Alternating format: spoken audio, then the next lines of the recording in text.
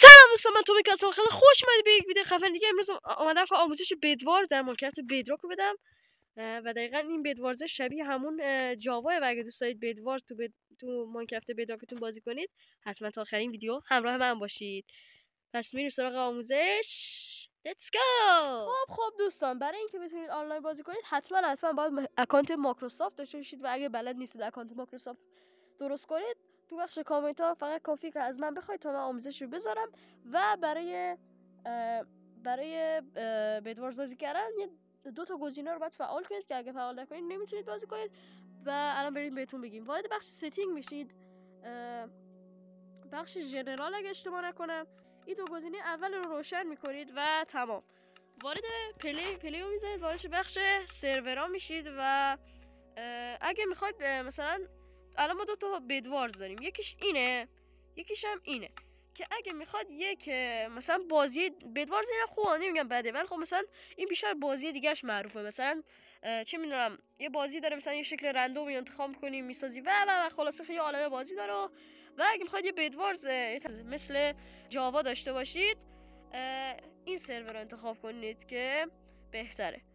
واردش میشیم.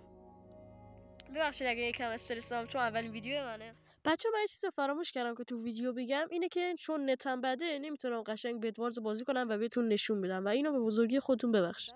وارد سرور که شدیم اینجا این دسته بازیه هست، اینو میزنیم روش و بدوارز رو انتخاب کنیم که عکسش هنوز واسه من لود نشد، ولی خب این عکس تخته. و اینجا این زبدره رو میزنیم و حالا اینجا 3 تا چیز داره که ما بتونیم بدوارز بازی کنیم. سولو داره، دابل داره و اسکواد که من معمولا اسکواد یا سولو بازی میکنم.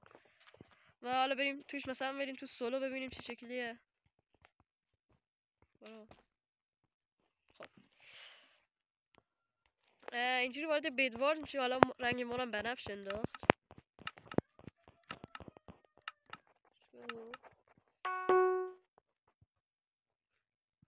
اگه نگاه کنید تقریبا شبیه کامپیوتر دیگه. آره دیگه اینجا گلو. حالا من شیدر بدوارز رو فراموش کردم بزنم، اگه نه خیلی بهتر میشه. خب بچه الان نت من بده، نمیتونم درست بازی کنم. حالا موزیک خودتون ببخشید. مرسی که تا اینجا ویدیو همراه ما بودید. برای ویدیو بیشتر حتما کانال ما رو ساب کنید تا از ویدیو دیگه هم با خبر بشید. این ویدیو رو اگه دوست داشتید لایک کنید تا یه ویدیو دیگه. خدا نگهدار.